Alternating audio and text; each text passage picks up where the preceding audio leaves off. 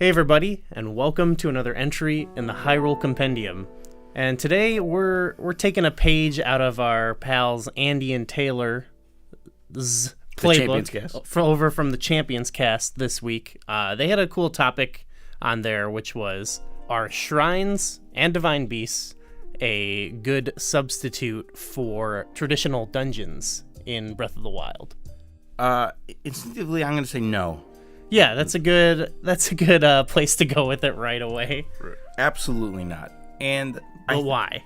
I think the reason is let's talk about the divine beasts real quick. I don't feel like they're traditional dungeons at all. There's no dungeon items. They're all the same in terms of there's a mechanic that adjusts the dungeon and find the 5 terminals, beat the boss. Simplifying it a little bit, but the shrines though, there's a ton of them. There's 120 in the base game, plus an additional, 16 or something with the DLC. Yes. And I'd say the issue I have with them is most of them are really short. They're not deep. You don't feel like you're in, when you're ingrained into the dungeon, when you're stuck, when you pick up the game you want to play, it's I'm in Stone Tower Temple. I'm stuck, and I gotta figure out what to do. And you're in there for an hour or so, sometimes more than that. There's one shrine that sticks out to me that's 6 rooms long or something. And I'm like, wow, this one's long. It took me more than 5 minutes to beat. But most of them it's one puzzle, sometimes 2 puzzles. I feel like if there were shrines that were the length of a divine beast, maybe not so much it doesn't need to be a whole mechanic where it's the whole mechanic of this divine beast is we're tilting it left and right. But just deeper shrines that had more puzzles that were more memorable. Yeah. There are of the 120 shrines, how many of them, if I named either the monk, his name, or if I named the name of the shrine, swinging flames. Well, yeah, of course. That's a very memorable one. Or Miro Shaz. Yeah. You know a few of them. Well, that's more in the I think a lot of them are memorable in if you're describing what you had to do. Yeah, but that's imagine, let's take a game like Link's Awakening or something. Yeah. And I said, remember in Key Cavern, you're like, wait, Key Cavern, is that the one with Moldorm? Right. You're not having that conversation. Maybe some people are, but they're distinctive enough from each other. They don't just blur together where they're all... Well, yeah, that's by nature of there's just less of them. Right. But I think you can have, like I said, I agree with it doesn't replace them, but you can have a conversation where, I was in this one and the puzzle I had to do, I couldn't figure it out. I had to do this and then I did this.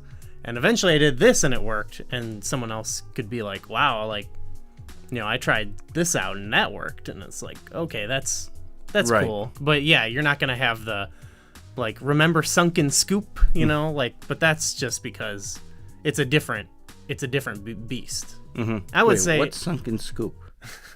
That's the one with the sunken scoop.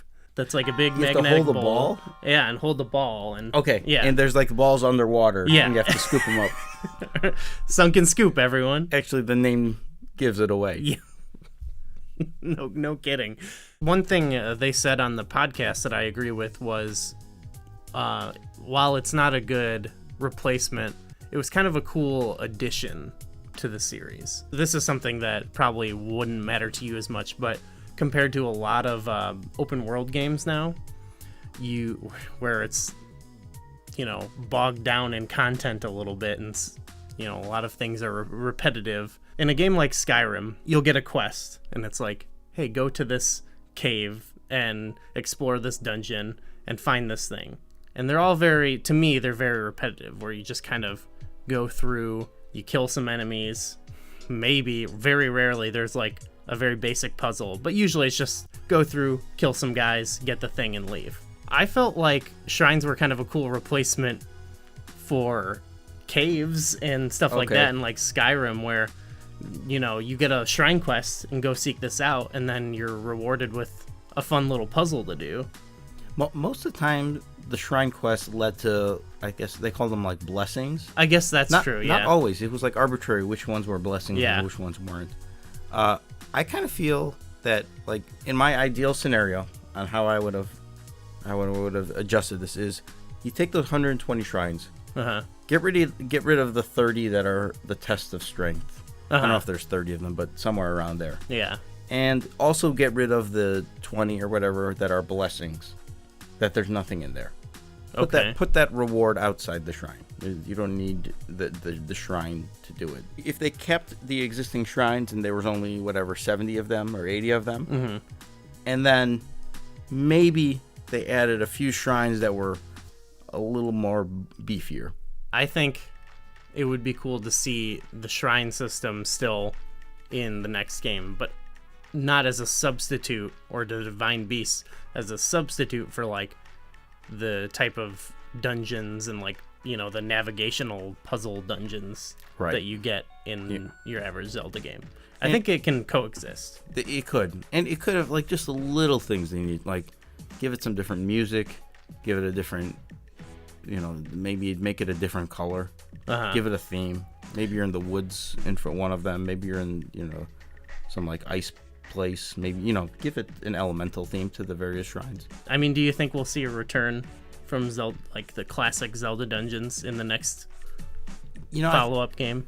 I think we will, but I don't even know if that's the right answer. I don't think traditional, I don't think they just needed to do a little bit more, I think. Yeah, okay. So if there were just a few bulky, like when you make swinging flames or something, if they changed that and maybe added some more rooms, give it more, maybe the whole dungeon or shrine is like a fire-based theme to it, and swinging flames.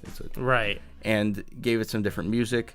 I'm not suggesting there needs to be a dungeon item in there or a dungeon boss or any of that stuff. Just so it's like a hybrid between what the current shrines are and what the traditional dungeons are.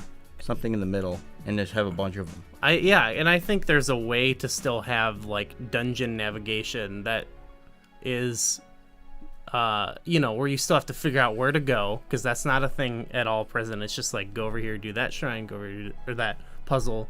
But I think you can still have that while still incorporating how Breath of the Wild basically gives you anything you could ever want in the beginning. A Link Between Worlds kind of has that already, where it's like you could pretty much go to any dungeon. It doesn't matter. You could be way overequipped with items, but it's not, the dungeons aren't designed around a specific item in mind. So yeah, I do say I would like a little bit more of item progression in the next one, though. I don't. I think it was nice what they did with the magnesis and state. You got all of that right away. Yeah, it'd be nice if there were some additional tools. Yeah, or sure. Stuff that you got along the way. Yeah, I like the idea of being able to do most things, but not all things, if that makes sense. Yeah, and that was sort of the case, but I mean, more so. Yeah, you noticed it, I think, a little bit less, because you would kind of gradually progress throughout the game. So you're like a little bit more powerful. Climbing is a little bit easier. You never were like, wow, I can do this now. You know? Yeah, other than like Rivali's Gale or something. It was like, if they gave you that right at the beginning, well, that wouldn't make sense for a story perspective. But I mean, like, Right. There's some of that, but that's the only one of those that really feels like that too. Right. All right, so yeah, that's how we feel. We laid it all out on the line. What do you guys think? I'm pretty sure that that's pretty common. I think it's not even controversial. This will be well received, I'm sure. I really don't know if anybody thinks the shrine system was perfect. Yeah, but I'm sure there are people who prefer it. I'm sure. Yeah, I'm sure. So leave a comment. Let us know what you'd like to see in the next Breath of the Wild 2, Twist of the Wind, as it's being called all over the internet. Is it Twist in the Wind or Twist of the Wind? It's up to you. Comment is it Twist of or in the Wind? All right. Leave a comment. Like this video. Share it if you enjoyed it. Subscribe. Come join our Discord. Links in the description. And thanks for watching. Twist of the Wind. Twist of the Wind.